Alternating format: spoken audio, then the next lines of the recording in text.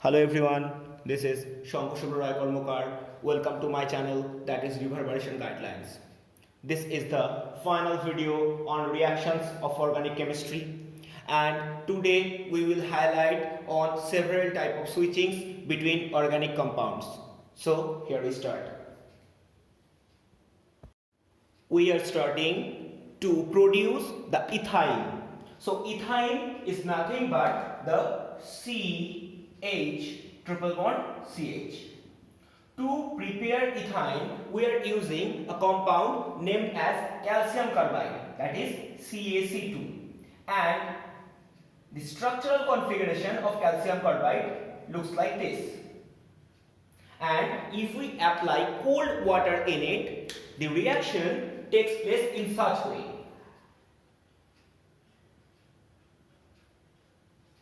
In presence of cold water, that is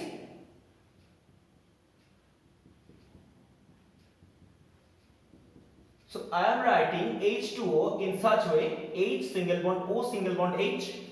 Now if the reaction is proceeded, then it prepares in such way. So calcium hydroxide is the byproduct of the reaction and ethyne is going to be produced. And this is a very important production formula of ethyne. Now to prepare ethyne in a different process, we will apply the known reaction. We will use 1,2-dibromoethane, and we know the halogenation process occurs in presence of concentrated alcoholic KOH. So if we try to boil 1,2-dibromoethane in presence of concentrated alcoholic KOH, then the bromanes will be eliminated as it helps the dehalogenation reaction. So finally, as a main product, the ethyne will be released, and as byproduct 2 KBr and water will be formed. Clear? Third type of process, that is nothing but the pyrolysis. So in pyrolysis process, we will apply 1500 degrees Celsius in methane to prepare ethyne. So it will be CH triple bond CH and hydrogen as byproduct. So this is the pyrolysis process. The configuration of ethyne looks like this: C single bond H, triple bond C, single bond H. So here 2 carbons are going to be attached with the help of a sigma bond and 2 pi electron bonds. As a result, it is a very much unsaturated hydrocarbon. And we know the pi electron bonds can be relocated. As a result, the hydrogens of ethyne is more acidic than that of the ethane or ethene. So this is acidic in nature.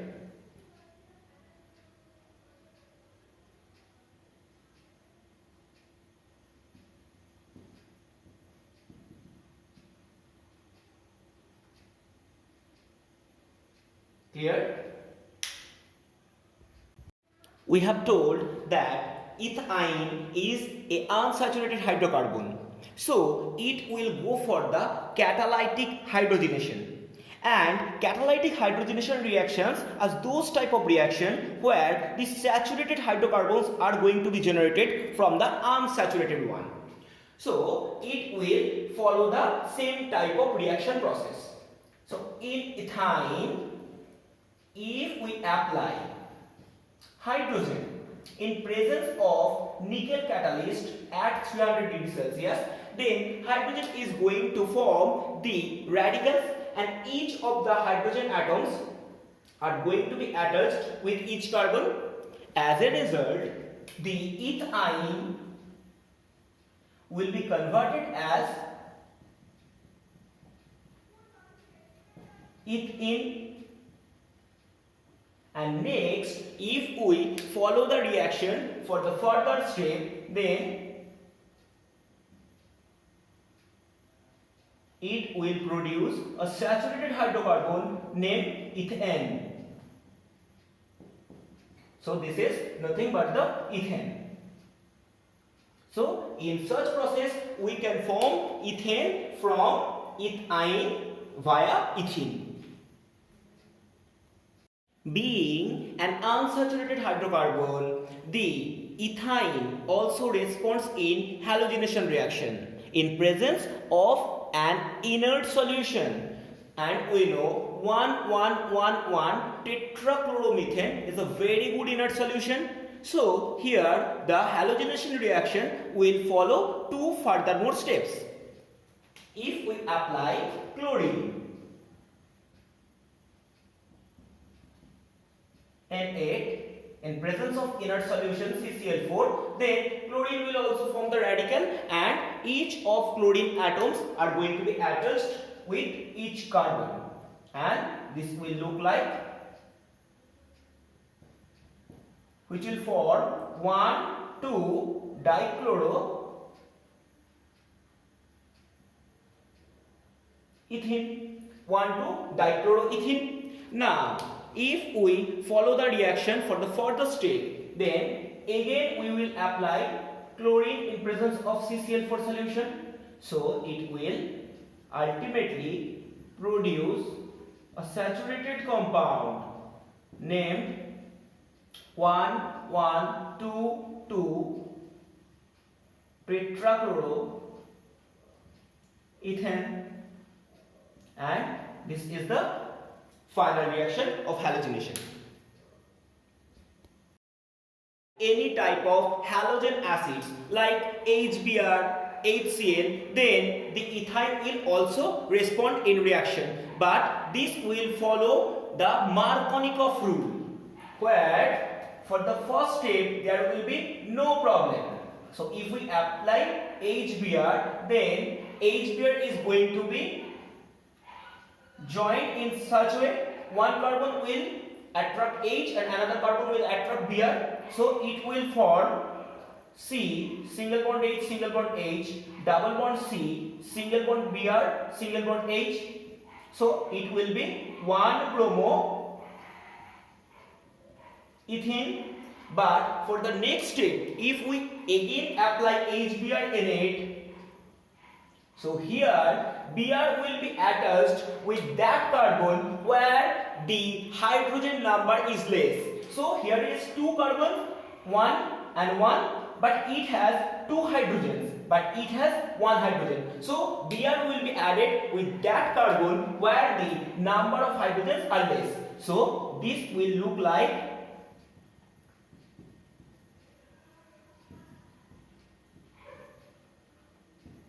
this, and the I.U.P.A.C. nomenclature of this compound will be 1,1-dibromoethane.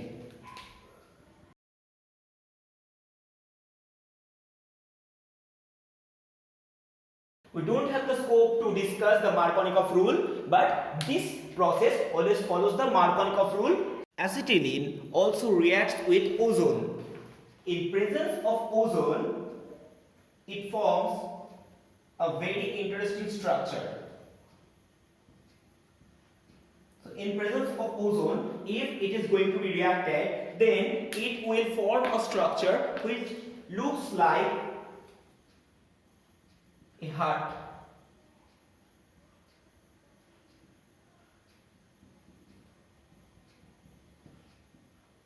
Basically, ozone is going to be attached in such way, and this is known as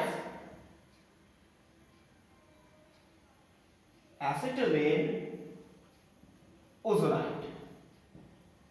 It is a very important reaction.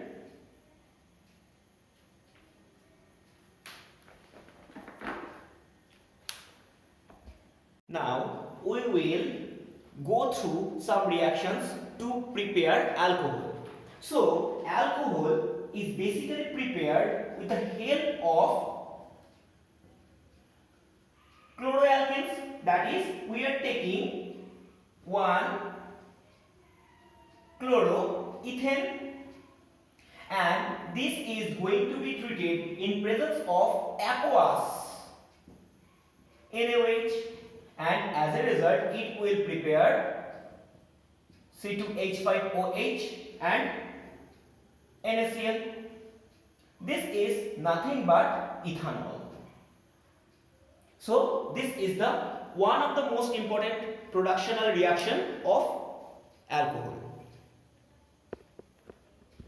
To prepare alcohol or specifiedly ethanol, we will follow the next reaction, and it is a very important and known reaction for us because we have gone through the fermentation in biology.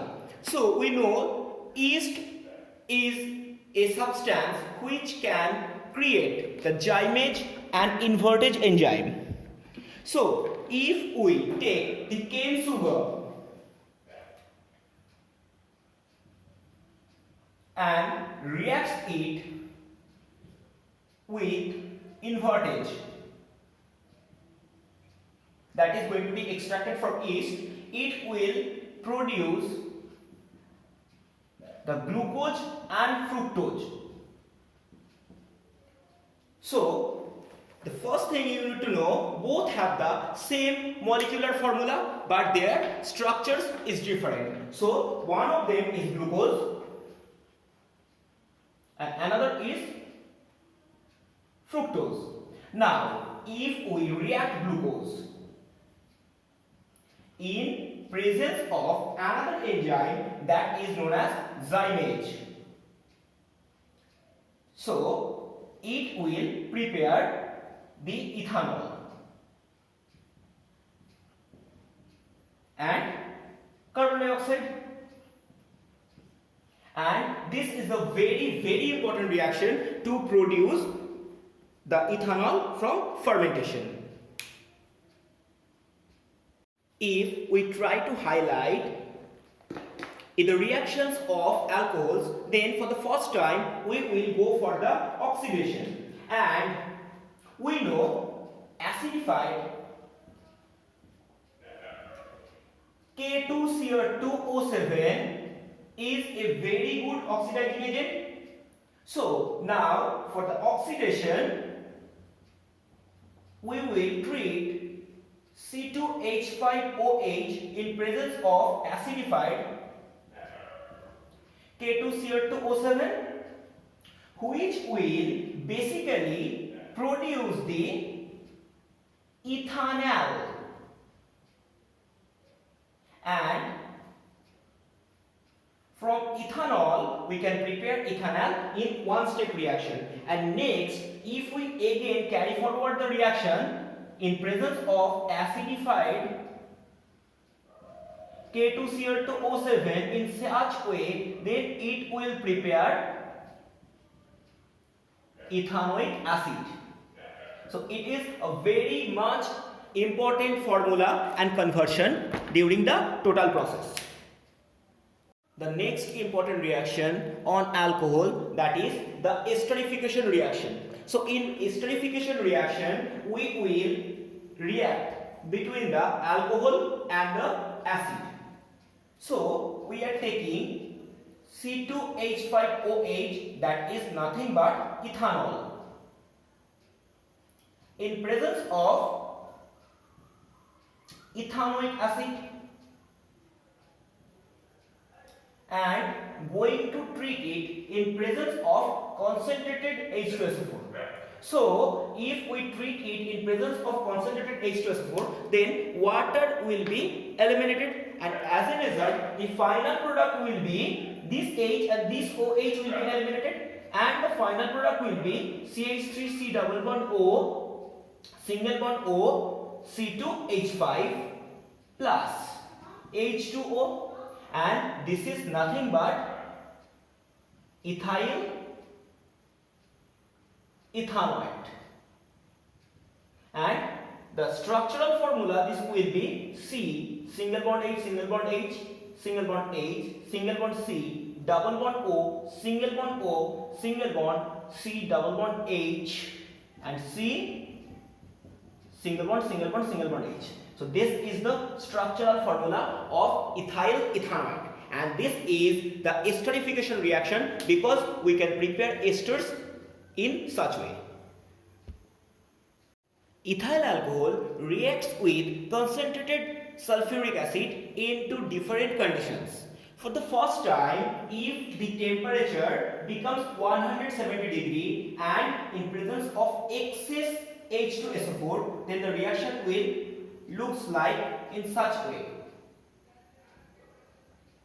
The temperature is 170 degrees Celsius. This is very important, and H2SO4 will be excess. So in such type of reaction, we know this is going to be produced the ethene. But if the temperature of the reactional approach becomes 140 degree and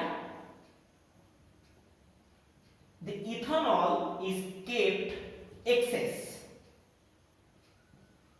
then in presence of concentrated H2SO4 at 140 degrees Celsius, it will produce an ether that will be nothing but the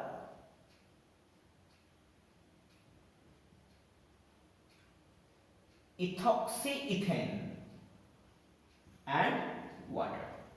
Okay, this is the last topic of the day.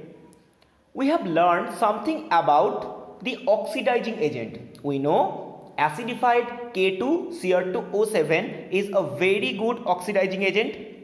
It is capable to convert acids and aldehyde from alcohols. But the reducing agent does just the opposite.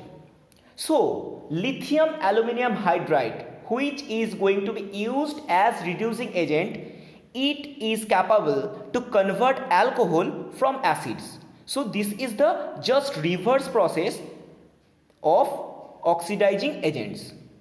Now, if we try to follow a reaction, then if we take propanoic acid and treat it in presence of reducing agent, then the reaction will be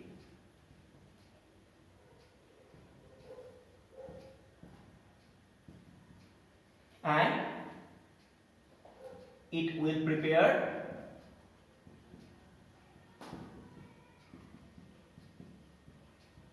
propanol from propanoic acid. So we have completed a circle. I have just told that we have completed a circle. What does it mean? Now, if we treat propanol in presence of acidified K2Cr2O7, then it will be CH3, CH2, CHO, that is nothing but propanol. And if we again treat it in presence of K2Cr2O7, which is acidified, and the propanol will be converted into propanoic acid. So we have made a chain, and throughout this reaction we can follow and prepare anything from acid, alcohol and aldehyde. So go through the reactions and 2 videos, note down all the processes. I will upload the worksheet within 2-3 days. Stay home, stay safe.